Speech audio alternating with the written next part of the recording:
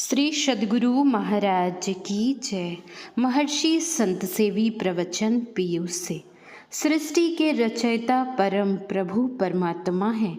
संवेद समादरणीय सज्जन वृंद, माताओं एवं भक्तिमती बहनों, आज विश्वकर्मा पूजा का दिन है। जानकर प्रसन्नता हुई। मेरे विचार में आज ही क्यों, विश्वकर्मा पूजा तो प्रतिदिन होना चाहिए और जितना हो सके अधिक से अधिक करना चाहिए। विश्वकर्मा शब्द के अनेक अर्थों में एक अर्थ सृष्टि का रचयिता भी होता है। सृष्टि के रचयिता परम प्रभु परमात्मा है। परमात्मा की सृष्टि में जिस ओर दृष्टि कीजिए उनकी अनंतता का बोध होगा। उनकी महिमा अपरंपार है। बचपन में जब मैं चतुर्थ वर्ग में पढ़ता था तो पाठ्यक्रम में मैंने ईश्वर महिमा के संबंध में एक बड़ी अच्छी कविता पढ़ी थी। वह आज तक मुझे याद है। ध्यान लगा के जो देखो तुम सृष्टि की सुधराई को, बात बात में पाओगे उस ईश्वर की चतुराई को।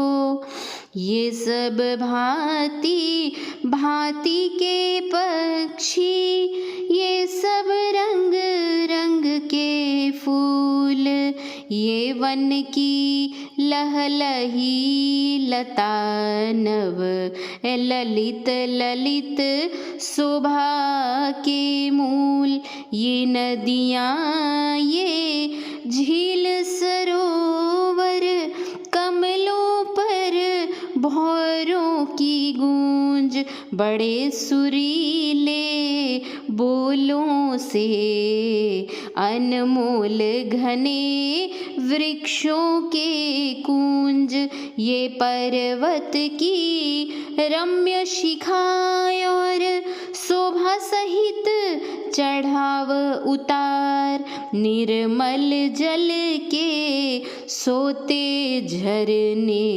शोभा सहित महाविस्तार, खट प्रकार की ऋतु का होना, नित नवीन शोभा के संग, पाकर काल वनस्पति फलना, रूप बदलना रंग बिरंग, चांद सूर्य की शोभा अद्भुत, बारी से आना दिन रात, त्यों अनंत तारा मंडल से सज जाना, रजनी का गात लरजन गर्जन, घन मंडल का बिजली वर्षा का संचार, जिसमें देखो परमेश्वर की लीला अद्भुत अपरंपार। एक जमाना था जबकि परमात्मा या ईश्वर के नाम पर लोग हिंसात्मक यज्ञ किया करते थे। संत कबीर साहब ने कहा है, अजामेध गोमेध जग नर मेधु असमेध, कहे कबीर अधर्म को धर्म बतावत वेद। इसलिए भगवान बुद्ध ने अपने वचन में परमात्मा या ईश्वर शब्द का प्रयोग नहीं किया है। उन्होंने ईश्वर को गहकारक यानी गृह का निर्माण करता कहकर संबोधित किया। यथा अनेक जाति संसारंग संघा विषंग अनि विसंग, गहकारक गबे संतो दुखा जाति पुन पुनम, गहकारक दिट्ट ठोसी पुनः गेहम न काहसी, सब्बाते फासुका भग्गा, गहकूटम विसंखितम विसंखारगतम चित्तम ताणहानम, खय मज्झग्गा। अर्थात निरंतर अनेक जन्मों तक मैं शरीर रूपी गृह के निर्माण करने वाले की खोज में भटकता रहा। बार बार का जन्म दुख का कारण हुआ। एक गृह के निर्माण करने वाले, मैंने तुम्हें देख लिया। अब तुम घर नहीं बना सकते। सभी कड़ियां टूट भग्न हो चुकी। गृह का शिखर टूट गया। चित्त संस्कार रहित हो गया। तृष्णाओं का क्षय हो गया। इस शरीर रूपी घर के संबंध में एक भक्त ने बड़ा अच्छा कहा है। हे परमात्मा, आपने मुझको 84 लाख प्रकार के कपड़ों को पहनाकर अपने रंगमंच पर मुझसे नृत्य करवाया है। अगर आप मेरे नृत्य से प्रसन्न हैं तो मुझे मुक्ति का वरदान दीजिए, और यदि अप्रसन्न हैं तो कह दीजिए कि तुम मेरे रंगमंच पर कभी मत आना। भगवान बुद्ध कहते हैं कि तृष्णाओं का क्षय हो गया है। अब तुम घर नहीं बना सकते। तृष्णाओं का क्षय कैसे होता है? वह आती कहाँ से है? मन से उत्पन्न होती है। जब तक मन को शांत करने की क्रिया नहीं जानेंगे, मन को शांत नहीं कर लेंगे, तब तक अशांत मन से तृष्णाओं का नाश नहीं होगा। आज इससे लड़ाई, कल उससे झगड़ा, इससे राग, उससे रोष। जिसके हृदय में राग की आग जल रही है वह कहीं भी भागकर क्यों ना जाए, लेकिन शांति नहीं मिलेगी। भगवान बुद्ध का वचन है, उसने हमको मारा, उसने हमको गाली दी, उसने हमको लूट लिया, उसने हमको हरा दिया।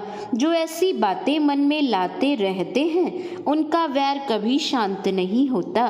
पुनः उन्होंने कहा, उसने हमको मारा, उसने हमको गाली दी, उसने हमको लूट लिया, उसने हमको हरा दिया।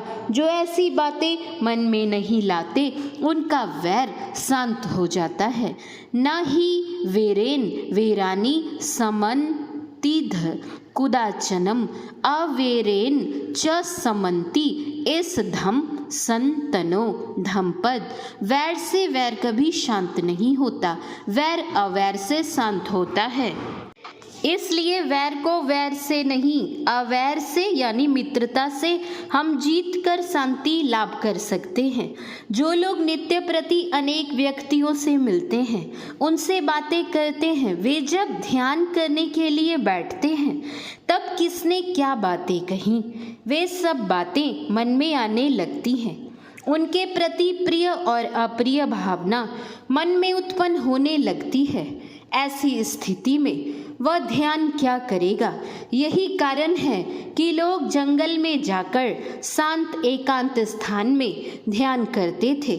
यदि माया संग्रह से ही शांति मिल जाती तो भगवान बुद्ध और भगवान महावीर ने अपना राजपाट, धन दौलत, पत्नी, पुत्र, परिवार आदि को क्यों छोड़ा?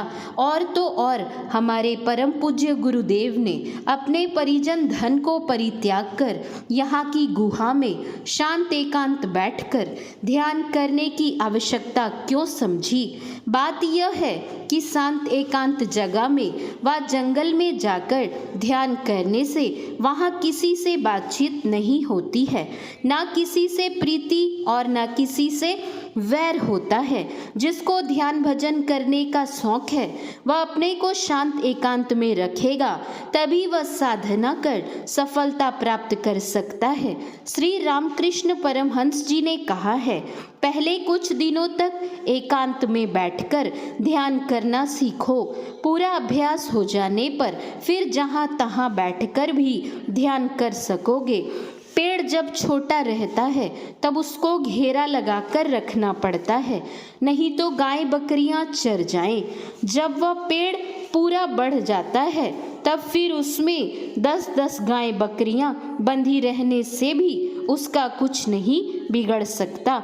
इसलिए ध्यान करना मन में, वन में और कोने में। श्री सद्गुरु महाराज की जय। महर्षि संत सेवी परमहंस जी महाराज का यह प्रवचन दिनांक 17/9/2000 ईस्वी को विश्वकर्मा पूजा के अवसर पर महर्षि में ही आश्रम कुप्पाघाट भागलपुर में हुआ था। शांति संदेश नवंबर 2000 ईस्वी। श्री सद्गुरु महाराज की जय। महर्षि संत सेवी परमहंस जी महाराज के प्रवचन का कुछ अंश पढ़ा गया है। श्री सद्गुरु महाराज की जय। श्री सद्गुरु महाराज की जय। श्री सद्गुरु महाराज की जय।